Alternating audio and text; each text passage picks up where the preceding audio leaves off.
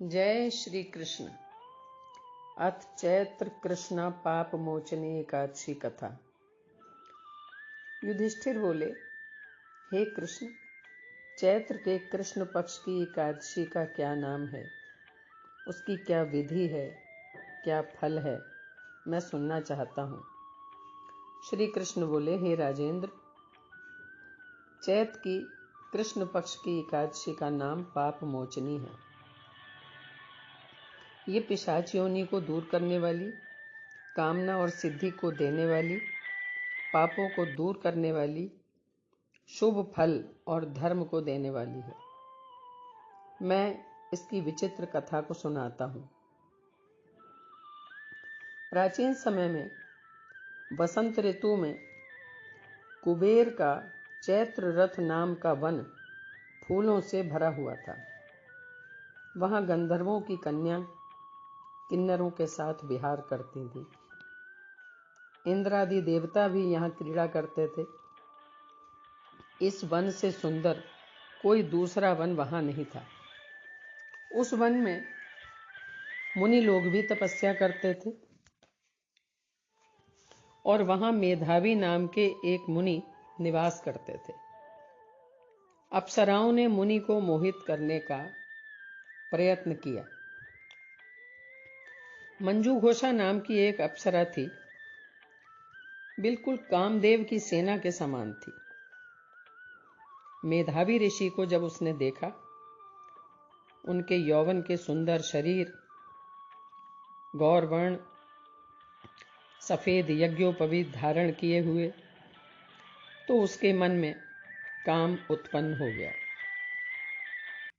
मंजू घोषा उनको देखकर दूर खड़ी हो गई और मंद स्वर से गाने लगी।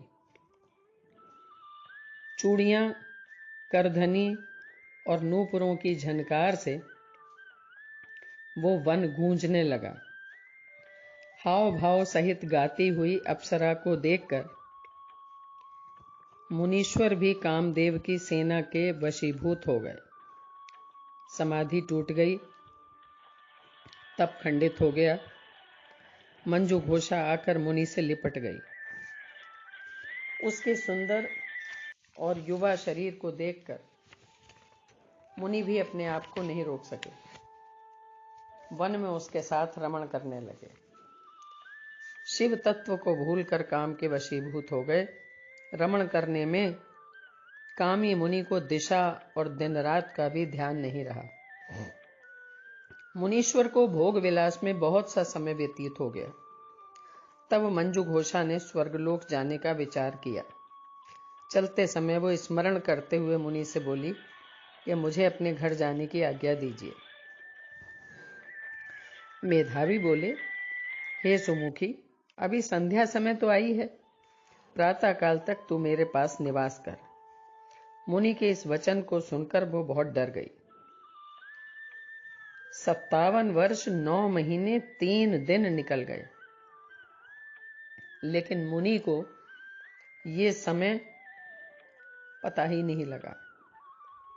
इतना समय बीतने पर अप्सरा मुनि से फिर बोली, हे ब्राह्मण, मुझको घर जाने की आज्ञा दीजिए। मेधावी बोले, अभी तो सवेरा हुआ है, मेरी बात सुन, संध्या करूं तब तक तू ठहर जा। अब वो बहुत डर गई, लेकिन मुस्कुराकर विस्मित होकर बोली, हे विप्रेंद्र, आपकी संध्या का कितना प्रमाण है, अभी समाप्त हुई कि नहीं? मेरे ऊपर कृपा करके गए हुए समय का विचार कीजिए। अप्सरा के इस वाक्य को सुनकर मुनि को बड़ा आश्चर्य हुआ और उन्होंने हृदय में ध्यान करके जब समय का अनुमान लगाया तो उन्होंने कहा, हे सुंदरी, तेरे साथ 57 वर्ष बीत गए। तप को बिगाड़ने वाली अप्सरा को काल के समान देखकर मुनि को क्रोध आ गया। होठ कांपने लगे, आंखें लाल हो गईं और बोले कि तू पिशाचिनी हो जा। हे पापिन, तुझको धिक्कार है।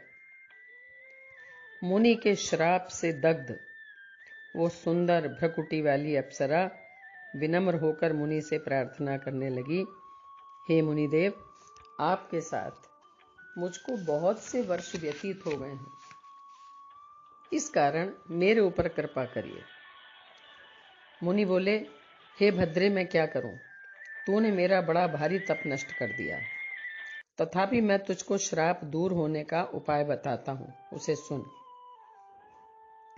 चैत के कृष्ण पक्ष में सब पापों को नाश करने वाली पाप मोचनी नाम की शुभ एकादशी होती है। उसका व्रत करने से पिशाच योनि छूट जाती है। ये कहकर वो मेधावी पिता के आश्रम में चले गए। मेधावी को आया हुआ देखकर उनके पिता च्यवन ऋषि बोले, हे पुत्र, ये तुमने क्या किया? सारी तपस्या नष्ट कर दी। मेधावी बोले, मैंने अप्सरा के साथ रमण किया है पिताजी, ये बड़ा भारी पाप है। अब आप मुझे प्रायश्चित बताइए जिससे मेरा ये पाप दूर हो जाए। च्यवन बोले, चैत्र के कृष्ण पक्ष में पाप मोचनी एकादशी होती है। हे पुत्र, उसका व्रत करने से पापों का समूह नष्ट हो जाता है। पिता के इस वचन को सुनकर मुनि ने उत्तम व्रत किया। मुनि का वो पाप दूर हुआ और धर्मात्मा हो गए। वो मंजू घोषा भी इस व्रत को करके पाप मोचनी के व्रत के प्रभाव से पिशाच योनि से छूट गई। दिव्य रूप धारण करके वो सुंदर अप्सरा स्वर्ग को चली गई। इस प्रकार पाप मोचनी का व्रत करने से सब पाप नष्ट हो जाते हैं तथा पिशाच योनि दूर होती है। बोलो श्री कृष्ण भगवान की जय।